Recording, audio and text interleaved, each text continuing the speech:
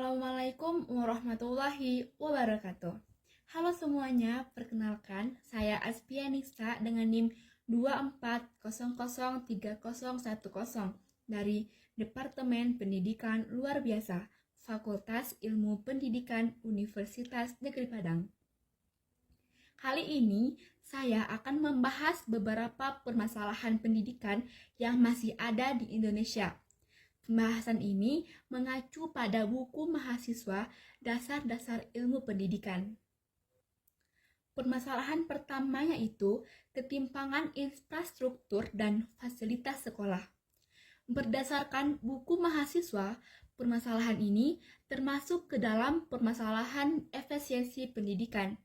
Efisiensi pendidikan berkaitan dengan sejauh mana sumber daya pendidikan seperti anggaran, sarana, dan tenaga dimanfaatkan secara optimal untuk mencapai pendidikan.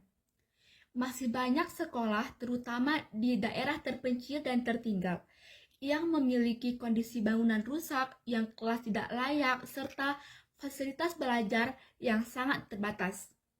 Kondisi ini tentu sangat mempengaruhi proses pembelajaran siswa, menjadi tidak nyaman belajar, dan guru kesulitan menerapkan metode pembelajaran yang efektif.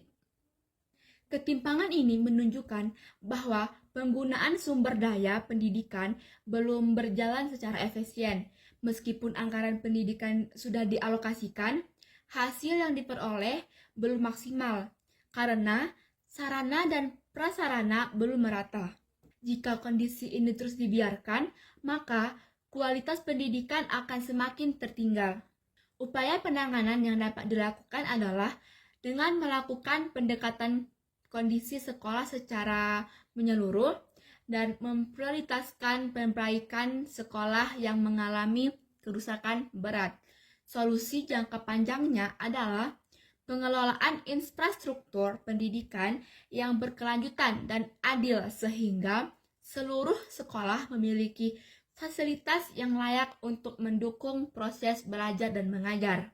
Selanjutnya yaitu jumlah guru di Indonesia ideal tapi tidak merata. Berdasarkan buku mahasiswa Dasar-Dasar Ilmu Pendidikan, masalah ini termasuk ke dalam permasalahan pemerataan pendidikan dan pendidik. Guru merupakan faktor utama dan keberhasilan pendidikan, sehingga pemerataan guru sangat menentukan kualitas pembelajaran. Dalam praktiknya, banyak guru lebih memilih mengajar di daerah perkotaan karena fasilitas yang lebih lengkap dan akses lebih mudah. Akibatnya, sekolah di daerah terpencil mengalami kekurangan guru. Bahkan, ada guru yang harus mengajar lebih dari satu mata pelajaran di luar bidang keahliannya. Hal ini tentu berdampak pada kualitas pembelajaran yang diterima oleh siswa. Upaya yang dapat dilakukan untuk mengatasi masalah ini adalah dengan melakukan pemetaan kebutuhan guru secara akurat dan menempatkan guru sesuai dengan kebutuhan sekolah. Solusi jangka panjangnya adalah memberikan insentif, jaminan kesejahteraan, serta fasilitas pendukung bagi guru yang bertugas di daerah terpencil, sehingga distribusi guru menjadi lebih merata. Baik, Assalamualaikum warahmatullahi wabarakatuh. Perkenalkan, nama saya Melisa Elmi dengan NIM 24003029 dari Prodi Pendidikan Luar Biasa. Di sini saya akan menjelaskan pada permasalahan 2 dan juga 4. Untuk permasalahan kedua yaitu KPAI, sebaran sekolah tak merata, sebabkan jumlah anak tak sekolah tinggi. Nah, untuk klasifikasi permasalahan itu sendiri, saya sudah membaca pada bagian buku mahasiswa. Hal ini masuk dalam kasus pemerataan yang tidak merata. Hal ini juga ditandai dengan adanya sekolah yang tidak merata, sehingga terdapatnya banyak anak yang tidak mendapatkan pendidikan yang layak. Selain itu juga kuantitas dan efisiensi berperan juga dalam kasus sebaran sekolah tak merata, mengakibatkan banyaknya anak putus sekolah, teman-teman. Lalu pada faktor penyebabnya itu teridentifikasi bahwa penyebab utamanya adalah jumlah anak yang tidak sekolah tersebut adalah ketidakmerataan pembangunan sekolah antar wilayah, terutama antara daerah perkotaan atau daerah terpencil. hingga akses pendidikan menjadi sangat sulit untuk dijangkau. Selain itu juga keterbatasan sarana prasarana serta tenaga kependidikan di wilayah tertentu ikut serta menghambat layanan pendidikan. Lalu faktor kondisi sosial ekonomi keluarga juga berperan. Karena anak dari keluarga kurang mampu atau anak yang ekonominya di bawah rata-rata cenderung tidak melanjutkan sekolah atau putus sekolahnya. Dengan pemerataan atau pembangunan sekolah di daerah-daerah terpencil ataupun tertinggal ataupun berada di luar jangkauan, sehingga peningkatan akses transportasi dan fasilitas pendukung pendidikan. Pemerintah juga perlu menambahkan dan mendistribusikan tenaga pendidik secara merata, lalu disertai juga pastinya dengan peningkatan kualitas dan kesejahteraannya. Selain itu juga penguatan bantuan pendidikan itu juga penting, seperti contohnya seperti KIP ataupun dana BOS. Harus tepat sasaran juga, tidak boleh tidak tepat sasaran, agar keluarga dari yang kurang mampu bisa menyekolahkan anaknya. Seperti yang berada di Indonesia, bahwa seorang anak wajib sekolah 12 tahun. Untuk solusi jangka panjangnya untuk mengatasi tingginya jumlah anak tidak sekolah itu adalah dengan cara merancang pemerataan daerah pendidikan secara berkesinambungan melalui pembangunan sekolah yang disesuaikan dengan kebutuhan daerah masing-masing. Nah, pemerintah juga perlu memastikan distribusi guru berjalan dengan adilkah atau tidak, terutama ke wilayah terpencil tersebut, serta meningkatkan mutu pendidikan agar peserta didik mampu menyelesaikan sekolah. Pengembangan pendidikan non-formal dan pemanfaatan teknologi pembelajaran jarak jauh juga menjadi langkah penting untuk memperluas akses pendidikan bagi seluruh anak di Indonesia. Lalu kita akan masuk pada kasus keempat. Nah, untuk kasus keempat yaitu ada data Future of Job Report 2023. Untuk klasifikasinya sendiri, menurut buku mahasiswa, permasalahan tersebut termasuk ke dalam bagian masalah relevansi pendidikan. Hal ini juga berkaitan dengan ketidaksesuaian antara pendidikan yang ditempuh seseorang dengan pekerjaan yang didapatkannya atau pekerjaan yang sedang dijalaninya sekarang. Nah, banyaknya pekerjaan yang over-educated maupun under-educated menunjukkan bahwa kemampuan lulusan belum sejalan dengan kebutuhannya sendiri. Faktor penyebabnya itu sendiri itu disebabkan karena adanya kekurangan kesesuaian antara kurikulum pendidikan dengan kebutuhan dunia kerja, sehingga keterampilan lulusan tidak sepenuhnya dibutuhkan di lapangan pekerjaan. Nah, perubahan kompetensi yang berlangsung cepat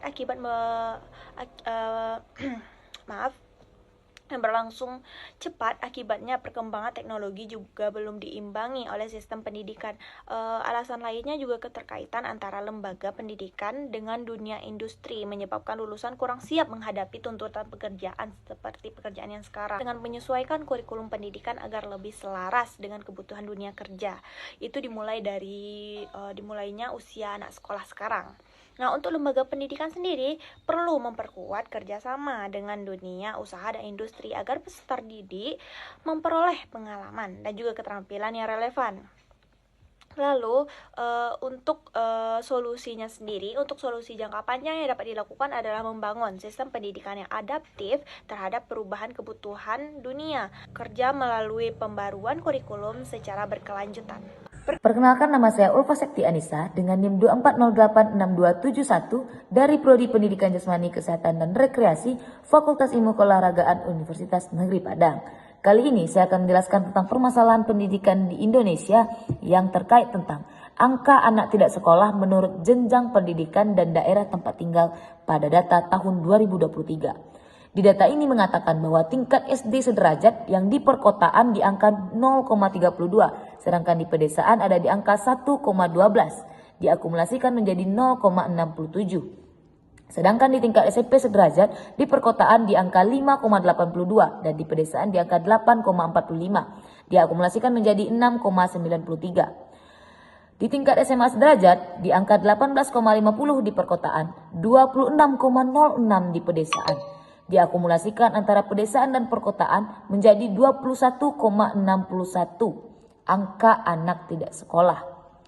Permasalahan ini termasuk ke dalam permasalahan kuantitas pendidikan. Kenapa demikian? Karena masalah kuantitas pendidikan berkaitan dengan jumlah peserta didik yang dapat ditampung dalam sistem pendidikan.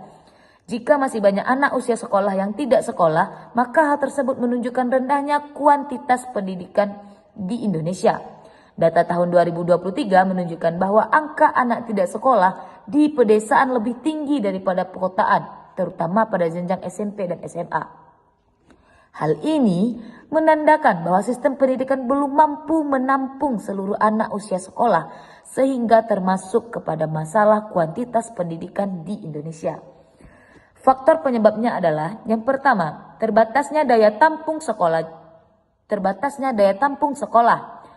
Jumlah sekolah, terutama sekolah menengah, belum sebanding dengan jumlah anak usia sekolah. Yang kedua, tekanan ekonomi keluarga, yang dimana anak terpaksa berhenti sekolah karena harus bekerja membantu ekonomi keluarga. Yang ketiga, jarak dan lokasi sekolah yang jauh karena sekolah menengah biasanya berada di pusat kecamatan atau kota, sehingga sulit dijangkau oleh anak-anak di pedesaan. Yang keempat, pertumbuhan penduduk yang cepat laju. Pertumbuhan penduduk tidak diiringi dengan penambahan fasilitas pendidikan, sehingga banyak anak tidak tertampung untuk bersekolah.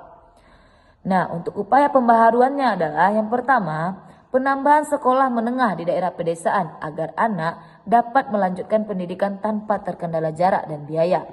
Yang kedua, penguatan pendidikan non-formal program paket A, B, dan C harus diperluas sebagai alternatif bagi anak-anak yang sudah putus sekolah. Yang ketiga, pemberian bantuan pendidikan berkelanjutan yang tidak hanya sesaat, tetapi berkesinambungan hingga lulus sekolah. Yang keempat, sinkronisasi kebijakan pendidikan dan kependudukan. Pemerintah perlu menyesuaikan pembangunan pendidikan dengan pertumbuhan jumlah penduduk saat ini, karena banyaknya pertumbuhan yang lebih laju daripada fasilitas pendidikan yang ada. Perkenalkan, nama saya Saul Pesa dengan NIM 2416049 dari Prodi Pendidikan Bahasa dan Sastra Indonesia. Nah, kali ini saya akan membahas permasalahan yang ada di Indonesia yang keenam, yaitu minimnya kompetensi guru dalam kegiatan mengajar di kelas.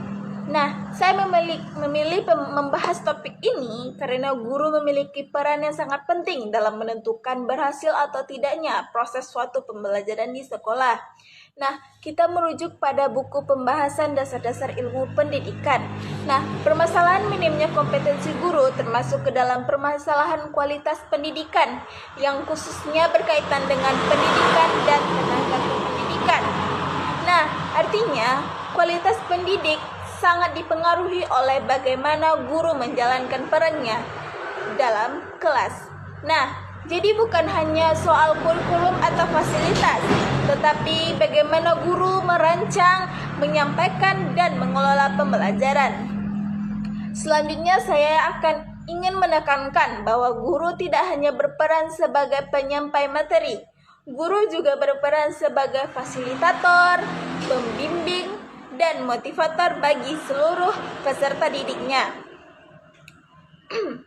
Ketika guru memiliki kompetensi pedagogik yang baik, suasana pembelajaran biasanya menjadi lebih hidup. Nah, siswa lebih berani mengajak dirinya untuk berani bertanya, berdiskusi, dan terlibat aktif dalam proses pembelajaran. Selanjutnya, ketika kompetensi guru masih terbatas, dapat langsung terlihat di dalam kelas, yang mana proses pembelajaran ini menjadi cenderung berlangsung satu arah.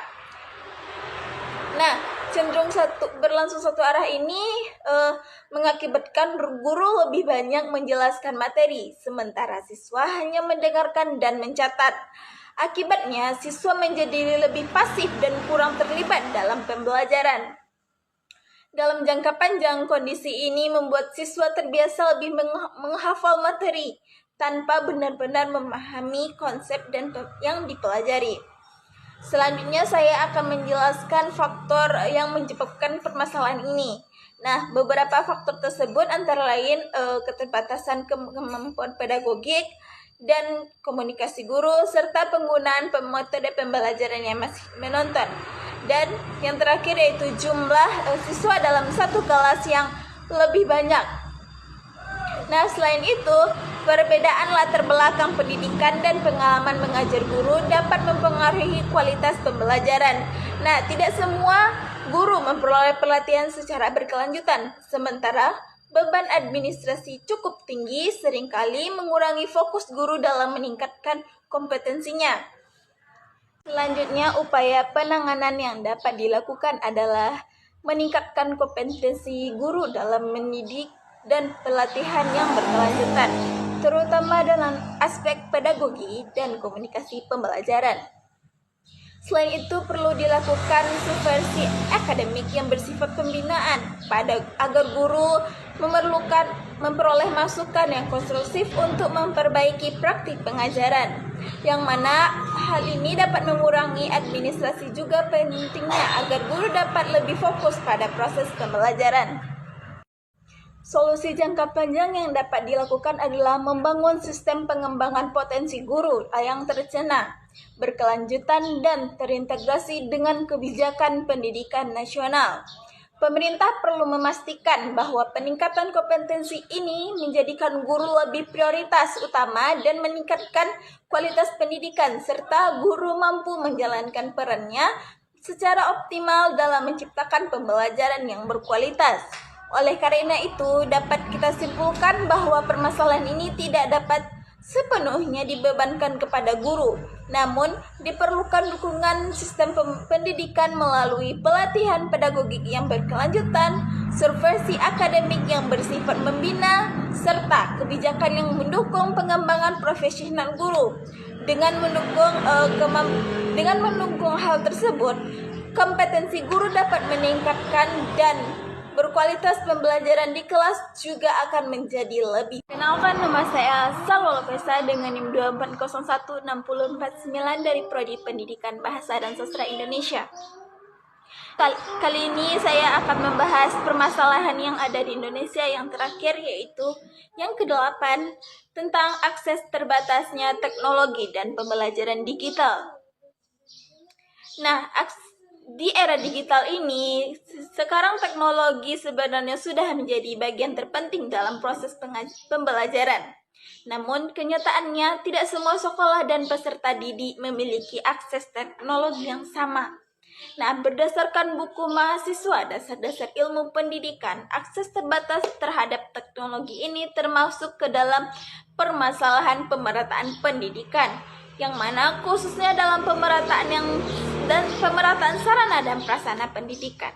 Nah, pemerataan pendidikan berarti setiap peserta didik memiliki kesempatan yang sama untuk memperoleh layanan pendidikan yang layak, termasuk pemanfaatan teknologi pembelajaran. Jika kita melihat di kondisi lapangan, yang mana di daerah perkotaan memiliki akses pendidikan terhadap teknologi ini yang sangat baik, terutama terhadap internet dan akses belajar digital lainnya. Namun, kita dapat melihat di wilayah pedesaan yang mana masih minim terhadap akses internet dan teknologi. Masih banyak sekolah yang mengalami keterbatasan perangkat digital, perangkat teknologi, dan jaringan internet yang belum stabil. Hal ini menyebabkan perbedaan pengalaman antar peserta didik.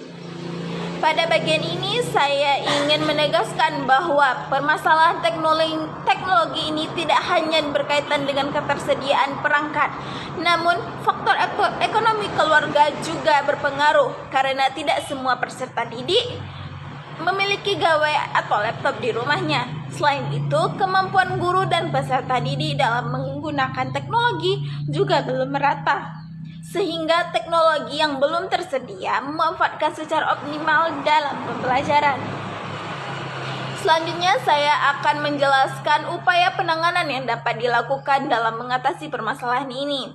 Nah, beberapa upaya tersebut antara lain penyediaan sarana dan prasarana teknologi yang secara bertahap, terutama bagi sekolah di daerah terpencil. Pemerintah dan sekolah juga perlu meningkatkan literasi digital guru dan peserta didik melalui pelatihan dan pendampingan. Penyesuaian metode pembelajaran dan kondisi daerah menjadi langkah penting agar pembelajaran tetap berjalan meskipun keterbatasan teknologi masih ada. peningkatan literasi digital bagi guru dan peserta didik, serta penyesuaian metode pembelajaran dengan kondisi daerah masing-masing. Solusi jangka panjang yang dapat dilakukan yaitu pemerataan akses teknologi pendidikan melalui kebijakan yang berkeadilan dan berkelanjutan. Dan pemerintah perlu menjadikan teknologi pendidikan sebagai bagian dari strategi pembelajaran pendidikan nasional. Dengan pemerataan tersebut, kualitas pembelajaran diharapkan dapat meningkat dan kesenjangan pendidikan antar daerah dapat dikurangi secara signifikan. Nah, dari pembahasan itu dapat saya simpulkan bahwa pemerataan akses teknologi sangat penting agar teknologi tidak menjadi sumber ketimpangan pendidikan. Nah, dengan kebijakan pendidikan yang berkeadilan dan berkelanjutan, teknologi justru dapat dimanfaatkan sebagai sarana untuk meningkatkan kualitas dan pemerataan pendidikan. Baik, Assalamualaikum warahmatullahi wabarakatuh. Perkenalkan, nama saya Muzamil dengan NIM 24086290. Di sini saya akan menjelaskan materi yang pertama dan yang ketiga. Jenis masalahnya yaitu fenomena silent dropout. Siswa masih duduk di kelas tapi jiwanya sudah pergi. Klarifikasi permasalahannya yaitu menurut buku pendidikan Student Engagement in School, Frederick Blumenfeld dan Faris tahun 2004. Keterlibatan siswa terdiri dari kognitif, emosional, dan perilaku. Silent dropout terjadi ketika siswa hadir secara perilaku atau datang ke sekolah tetapi terlepas secara emosional dan kognitif. Artinya siswa tidak lagi merasa tertarik, merasa memiliki atau merasa belajar itu bermakna. Terus faktor penyebabnya dari fenomena silent dropout yang dirangkum berdasarkan buku dan kajian akademik pendidikan, disusun sistematis agar mudah digunakan untuk makalah, skripsi, atau laporan sekolah. Faktor pertamanya yaitu faktor psikologis siswa. Kehilangan motivasi intrinsik menurut Deci dan Rian tahun 2000. Dalam Self Determination Theory, kebutuhan autonomi, kompetensi, dan relatedness tidak terpengaruhi. Siswa belajar karena terpaksa, bukan karena keinginan. Terus upaya penanganan fenomena silent dropout adalah situasi di mana siswa masih hadir di sekolah tetapi tidak lagi terlibat dalam proses pembelajaran dan tidak mencapai hasil yang diharapkan. Berikut beberapa upaya penanganan yang dapat dilakukan. Yang pertama, deteksi dini. Guru dan orang tua harus mendeteksi tanda-tanda silent dropout secara dini seperti penurunan prestasi, kurangnya partisipasi, dan perubahan perilaku. Terus solusi untuk mengatasi silent dropout. Yang pertama tadi, deteksi dini. Guru dan orang tua harus mendeteksi tanda-tanda silent dropout secara dini. Terus yang kedua, dukungan akademik. Siswa harus mendapat dukungan akademik yang cukup. Terus yang ketiga, konseling. Siswa harus mendapat konseling untuk mengatasi masalah pribadi. Terus yang keempat, kolaborasi. Guru, orang tua, dan masyarakat harus berkolaborasi. Terus yang kelima, yaitu interpreting kurikulum. Kurikulum yang relevan. Kurikulum harus relevan dengan kebutuhan siswa. Terus yang keenam, metode pembelajaran. Guru harus menggunakan metode pembelajaran yang variatif. Terus yang ketujuh, lingkungan sekolah kondusif. Lingkungan sekolah harus kondusif, aman, dan nyaman. Terus jenis permasalahan yang kedua yaitu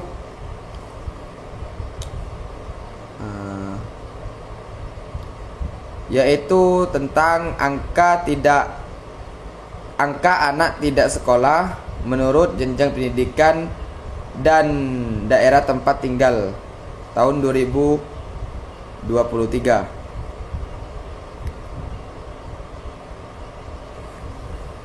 Menurut data faktor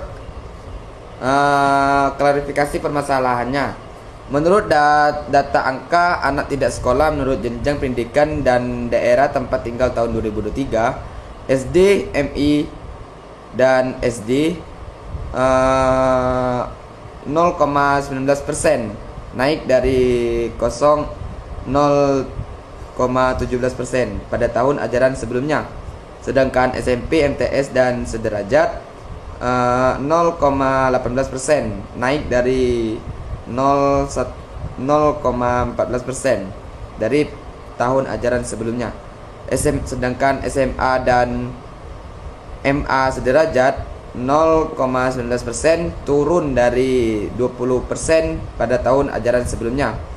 Sedangkan SMK 0,28%, naik dari 0,23% pada tahun ajaran sebelumnya. Di sini daerah terpencil dan pedesaan masih memiliki angka anak tidak sekolah yang lebih tinggi dibandingkan daerah perkotaan. Faktor yang mempengaruhi angka anak tidak sekolah antara lain keterbatasan akses pendidikan, kurangnya fasilitas pendidikan terutama di daerah terpencil. Terus kemiskinan. Banyak anak yang terpaksa bekerja untuk membantu ekonomi keluarga. Itu dia. Terus faktor penyebabnya. Faktor penyebab kekurangan angka anak tidak sekolah di Indonesia, yang pertama keterbatasan akses pendidikan, kurangnya fasilitas pendidikan terutama di daerah terpencil. Yang kedua, kemiskinan. Banyak anak yang terpaksa bekerja untuk membantu ekonomi keluarga. Terus kurangnya kesadaran orang tua yang tidak menyadari pentingnya pendidikan. Terus kurangnya dukungan pemerintah. Nah, di sini kurangnya program bantuan pendidikan dan infrastruktur pendidikan. Terus di sini upaya penanganannya. Faktor penyebab angka anak tidak sekolah di Indonesia yaitu kurangnya dukungan dari pemerintah tersebut, kurangnya program bantuan pendidikan dan infrastruktur pendidikan masyarakat dalam upaya penanganan angka anak tidak sekolah. Terus solusi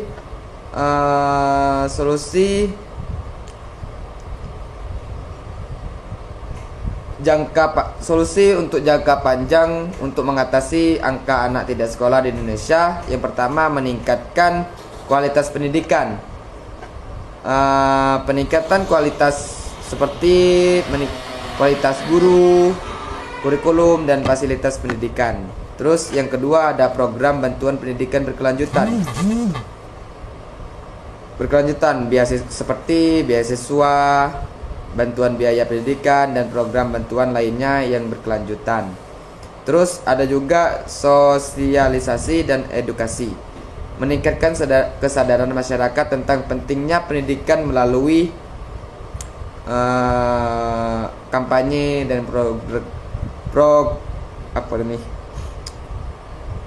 program edukasi. Terus dan ada lagi yang terakhir, yaitu kolaborasi multisektor. Pemerintah, masyarakat, dan organisasi bekerjasama untuk meningkatkan akses pendidikan.